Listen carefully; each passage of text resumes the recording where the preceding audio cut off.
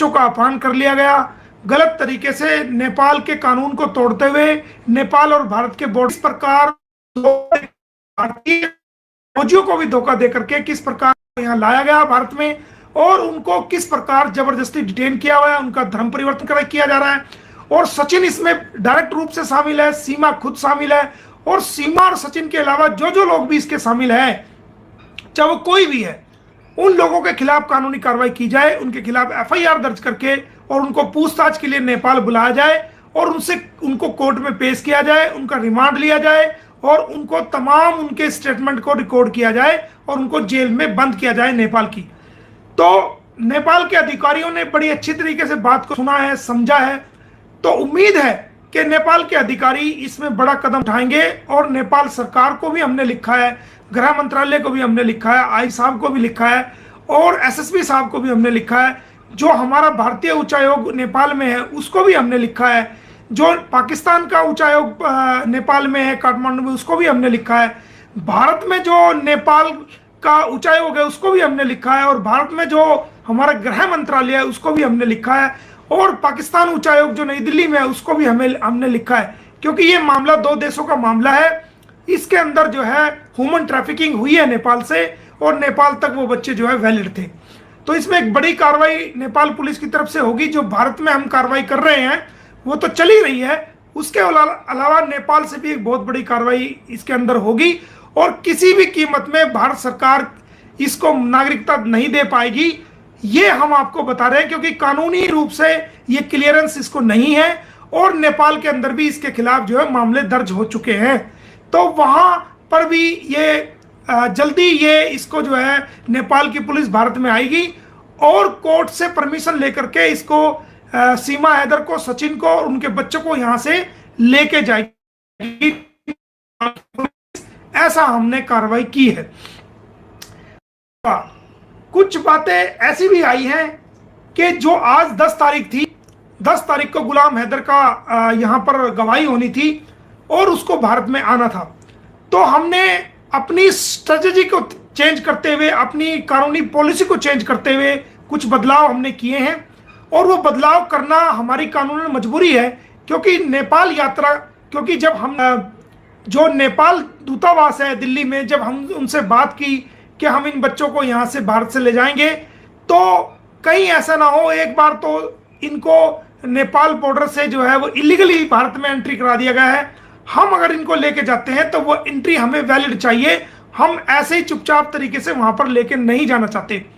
तो नेपाल के अधिकारियों ने हमें जो सजेशन दिया था, नेपाल के अधिकारियों ने जो जो रिक्वायरमेंट की थी, हमने वो सारी पूरी की है। और अब नेपाल सरकार ही नेपाल दूतावास और नेपाल पुलिस के जरिए से और भारत की दूतावास, भारत के गृह मंत्रालय के जरिए से सीमा हैदर को यहां से लेके जाएंगे और बच्चों को यहां से लेके जाएंगे, और वो अपनी कानूनी प्रक्रिया को पूरा करेंगे, जिसमें हम पूरा सहयोग करेंगे।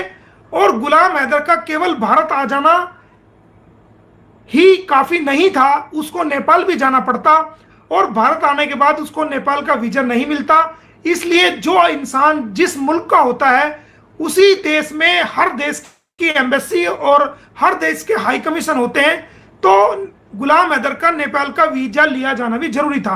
तो हमने गुलाम हैदर के तमाम कागजात और तमाम चीजें क्लियर करके वो भारतीय उच्चायोग को इस्लामाबाद में भेज दी थी, और सारी चीजें क्लियर थी, कोई दिक्कत वाली बात नहीं थी। हमने अपनी पॉलिसी में बदलाव किया, और पूरी बात हम गुलाम हैदर को भी नहीं बताते हैं क्योंकि कानूनी बातें हैं।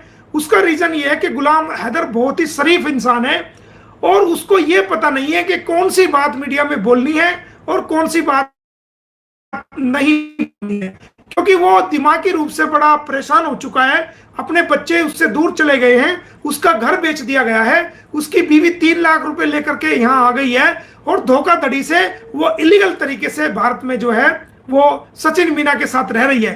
तो वो इंसान बड़ी हिम्मत के साथ जी रहा है, और इसलिए हम पूरी बात कानूनी, उसको केवल जो मोटी मोटी बात होती है जिसको हम समझाते हैं उसको बताते हैं, हम पूरी पॉलिसी उसको नहीं बताते। गुलाम हैदर को भी हम एक दिन पहले ही बताएंगे कि किस दिन उसकी टिकट हो चुकी है और किस दिन उसको भारत में आना है और किस दिन उसको नेपाल में आना है। ये हमारी एक कानूनी एक पॉलिसी हमने तैयार करी है, और सब चीजों को हमने तैयार करा है। वो भारत में भी आएंगे और भारत की अदालतों में भी पेश होंगे, उनको बच्चे भी मिलेंगे, और ये सीमा हैदर और सचिन जो है वो अरेस्ट भी होंगे। ना केवल ये भारत की जेल में जाएंगे, बल्कि भारत की जेल के बाद हो सकता है कि भारत की जेल से पहले ये नेपाल की जेल में चले जाएं। लेकिन अगर ये भारत की जेल में जाते हैं और इनको सजा होती है और बच्चे हमें मिलते हैं, तो भारत की सजा भुगतने के बाद ये नेपाल की जेल में इनको डिपोर्ट करना पड़ेगा, और नेपाल की जेल में जो इन्होंने अबडक्शन करा है, जो अपहरण करा है, नेपाल की जेल भी में इनको रहना पड़ेगा, और नेपाल के कानून के मुताबिक जो इन्होंने तोड़ा है। तो हमने अपनी पॉलिसी को करते हुए हमने अपनी सारी कानूनी चालें और सारी कानूनी चीजें पूरी कर ली है, सारी कानूनी कार्रवाई पूरी कर ली है, और सिर्फ कल 2 नौजवान जो सस्पेंड कर दिए गए थे, हम उनको कोशिश कर रहे हैं कि वो उनको हम बहाल करा के आए और ये खुशखबरी पूरे देश को दें, और वो हमारे नौजवान जो है वो भारत में दोबारा से बहाल हो। उनका कोई कसूर इस पर इनका अंदर नहीं है। इसके अलावा मैं आपको बताना चाहता हूं कि जो मैंने कंप्लेंट, जो मेरे बारे में इन्होंने कहा था कि हवाला का पैसा आ रहा है, सऊदी से आ रहा है, दुबई से आ रहा है, कहां से है, और जो मेरे बारे में कहा था कि इनके संबंध है आतंकवादियों से, इस प्रकार की जो बातें कही थी, तो हमने उसकी कंप्लेंट मैंने कम्युनिटी पे भी लगाया है। उसकी कंप्लेंट हमने अपने एसएसपी को, आईजी साहब को और एसएचओ सिटी पानीपत को की थी, जिस कंप्लेंट पे कार्रवाई करते हुए पुलिस ने खुद जाकर के एपी सिंह को 160 सीआरपीसी के तहत नोटिस दिया था कि आप थाने में हाजिर होइए और हमें आपसे जांच करनी है। सचिन को भी नोटिस दिया था और सीमा हैदर को भी 160 का नोटिस दिया था। खुद पुलिस डिपार्टमेंट के जांच अधिकारी ने मुझे फोन करके, जब मैं नेपाल में मैंने रिसीव किया उनका फोन, उन्होंने मुझे बताया कि भाई कल ये शनिवार को उन्होंने बताया था कि ये इतवार को इन्होंने टाइम दिया, इतवार को ये आ रहे हैं, इनसे पूछताछ करेंगे। तो संडे के दिन 12 बजे से 6 बजे तक ये थाने में रहे हैं और इनसे कड़े शब्दों में जो है इनसे पूछताछ की गई है और इनके बयानों को भी रिकॉर्ड किया गया है। और देखिए, मैं काफी दिन से हैरान था कि एपी सिंह को ये सीमा हैदरी क्यों मिली बहन बनाने के लिए। तो वो आज मेरी समझ में आया है कि वो एक झूठा दूसरा महाझूठा, एक झूठी दूसरा महाझूठा, यानी कि आया तो खुद मेरी कंप्लेंट में और बाहर निकल के इंटरव्यू दे रहा है कि वो जी हमने कंप्लेंट की थी मोमिन मलिक की, हम तो बयान देने आए थे, हम तो कार्रवाई करने आए थे। पत्रकार को जबरदस्ती बता रहा है। और इसकी एक गंदी आदत देखिए, ये जिस भी चैनल पे इंटरव्यू देगा सबसे पहले क्या कहेगा, आप बहुत अच्छे पत्रकार हो, आपका चैनल बहुत अच्छा है। यानी अगला बंदा कोई सवाल पूछता हो तो उसको अपने फेवर में करने की कोशिश करेगा। ये किसी एक चैनल पे जाएगा, उस पर कहेगा ये बहुत अच्छा चैनल है, ये बहुत अच्छा है, आप बहुत अच्छे पत्रकार हो। अगले दिन दूसरे चैनल पे ये बहुत अच्छा चैनल है, आप बहुत वरिष्ठ पत्रकार हो। मतलब सबको पागल बनाने की कोशिश करता है ये। इससे पूछोगे क्या हो गया, हरियाणा सरकार को स्थिर कर दिया, यूपी सरकार को स्थिर कर दिया, केंद्र की सरकार को स्थिर कर दिया।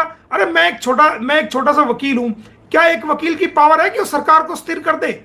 आप बताओ, क्या एक इंसान की पावर है कि इतनी बड़ी सरकार को स्थिर कर दे? सरकार के अंदर कितनी पावर होती है? सारी डीसी, एसपी, पुलिस फोर्स, सारा एडमिनिस्ट्रेशन सरकार के अंडर चलता है। क्या कोई व्यक्ति सरकार को स्थिर कर सकता है? और भारत का नागरिक क्या सरकार को स्थिर कर सकता है? भारत के हम नागरिक हैं, इस सरकार को हमने बनाया है, वोट दे के बनाया है। और मैं तो वैसे भी बीजेपी पार्टी से हूं, काफी दिनों से जुड़ा हुआ हूं। मुख्यमंत्री जी मुझे अच्छी तरह जानते हैं, अच्छी तरह हम उनके सर्कल में यार दोस्त हैं, तो वो हमारे बारे में पता है उनको सारा। देश की सरकार जानती है, देश की आईबी जानती है, इंटेलिजेंस जानता, कोई नहीं जानता हमारे बारे में, सब कुछ जानते हैं। और तेरे बारे में भी सरकारें जानती हैं।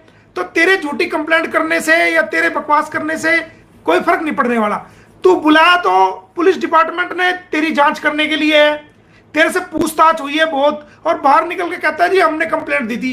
तो आज पता चला कि एक नंबर का झूठा है, और इसीलिए इसने सीमा हैदर को अपनी बहन बनाया, क्योंकि वो महा झूठी है। आज वो जन्मदिन मना रही थी, पता चला कि आज जन्मदिन मना रही है, तो हमने कम्युनिटी पे उसका जन्म प्रमाण पत्र लगाया, और वो जन्म प्रमाण पत्र 7 जनवरी 1998 की इसको पैदाइश दिखाता है, जो पाकिस्तान सरकार का जारी किया हुआ है। और जो इसका पासपोर्ट नंबर है जो पुलिस के कब्जे में है, उसके अंदर जो इसकी डेट ऑफ बर्थ है वो 1/1/2002 है। और ये कहती है जनाब मेरी डेट तो 10/7 है।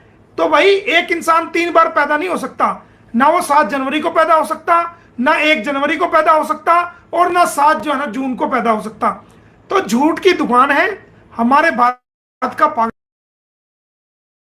भारत में कैसे पड़े आप देखिए कि जिस वक्त इसने बॉर्डर को क्रॉस कर दिया, हमारे देश के 2 फौजियों को इसने सस्पेंड कराया।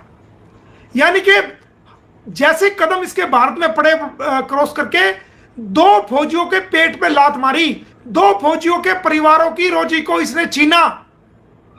तो दोस्तों ये हमारे लिए क्या है? ये हमारे लिए कुपोती है। ये हमारे भारत देश के लिए ना केवल खतरा है बल्कि हमारे लिए ये सबसे बड़ा अभिशाप है। दूसरी बात, आपने देखा होगा कि एक हाथ में, इस हाथ में बीजेपी का झंडा, इस हाथ में बीजेपी का झंडा, और ढोल बजवा रही है और नाच रही है।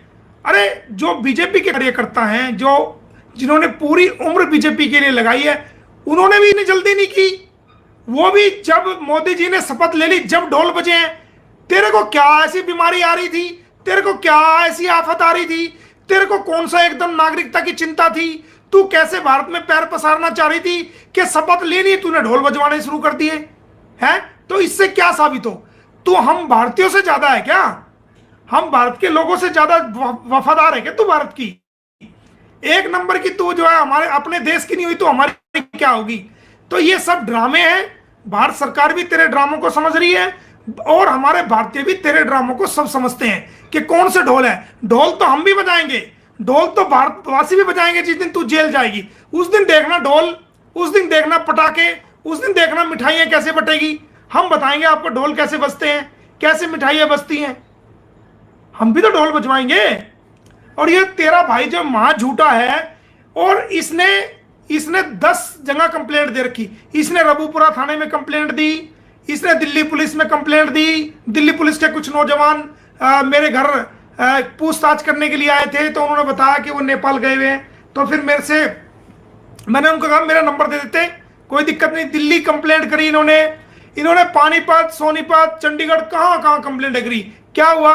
कुछ हुआ? रबूपुरा पुलिस ने तुम्हारे मुंह पे थप्पड़ मारा ना। और जल्दी जहां से कंप्लेंट आएगी वहां से तुम्हारे मुंह पे थप्पड़ लगेगा। तो ये झूठ की दुकान है।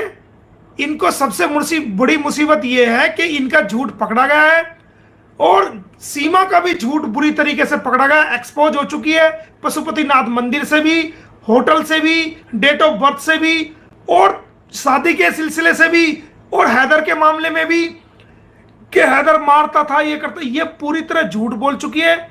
इसकी वैल्यू खत्म है, कोई इसको देखना पसंद नहीं करता। सारी दुनिया को इसको झूठ के बारे में पता लग चुका है।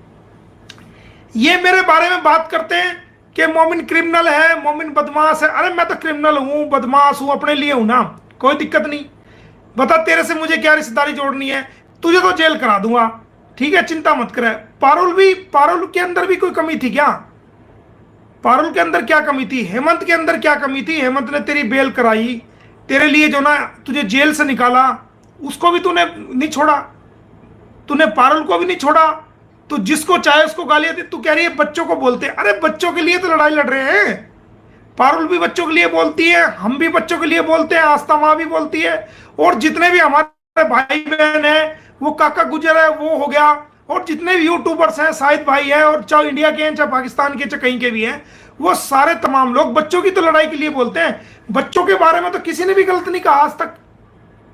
बच्चों के तू जो झूठ बोलती है हम भारतीयों पे, तू भारत में रहती है, भारत का खाती है, भारत के का पहनती है, और हम भारतीयों को गालियां देती है, हम भारतीयों पे तू लांछन लगाती है, हम भारतीयों पे तू इल्जाम लगाती है। क्यों भाई? कौन है तू? है कौन तू हमारे भारत में रह करके हम भारतीयों पर लांछन लगाएगी, हम भारतीयों पे झूठे इल्जाम लगाएगी कि मेरे बच्चों को कह रहे थे। अरे तेरे बच्चों के लिए तो भारतीय लड़ाई लड़ रहे हैं। तेरे बच्चों को ही तो हमने हैदर को दिलवाना है और तुझे जेल करवानी है। हमारे तो 2 मकसद है, तुझे जेल कराएंगे और तेरे बच्चों को हैदर को दिलवाएंगे। हमारे 2 मकसद हैं। मुझे क्या मिला? मेरे बारे में तूने इतना किच्चड़ उछाला, मेरे दुश्मनों को भी अपने साथ लगा लिया। लगा ले, पहले भी जेल कटवाई है और जेल कटाऊंगा उनको, चिंता ना करें। 4 साल से मुकदमे झेल रहे हैं ना, 10-10, 15-15 मुकदमे, और यही हरकतें करेंगे तो 20 मुकदमे और डालूंगा कम से कम, और 20 साल कोर्ट के चक्कर और कटाऊंगा। अगर यही नीच हरकत करेंगे तो करो ना, मेरा तो रोज का काम है ये, वकील हूं मैं। पर्सनल अटैक करेंगे या पर्सनल इस प्रकार की हरकत करेंगे तो जो तुम्हारा कुछ काम होने वाला भी था ना वो भी नहीं होगा, और 20 मुकदमे डलेंगे तुम्हारे पे, और 10 साल तुम्हें जो ना कोर्ट के चक्कर कटवाऊंगा। 5 साल तो हो गए चक्कर काटते हुए। तो ये तुम्हें डिसाइड करना है कि तुम्हें 10 साल और चक्कर लगाने हैं कोर्ट के, या दोबारा जेल काटनी है, या फिर तुम्हें ठीक चलना है, ये तुम डिसाइड करो। और दोस्तों, ये एपी सिंह एक नंबर का झूठा इंसान है, बाहर जाके गलत इंटरव्यू दे रहा है। इसको मेरी कंप्लेंट में बुलाया गया था और मैंने वो कंप्लेंट आप सबको दिखाई भी है। एक बार भी मैं दोबारा आपको वो कंप्लेंट दिखा देता हूं कि जिस कंप्लेंट पर इसको बुलाया गया था, ये आप देखेंगे, ये वो कंप्लेंट थी जिसके अंदर जो है, ये आप देखेंगे थाने की मोहर भी लगी हुई है, और इसके अंदर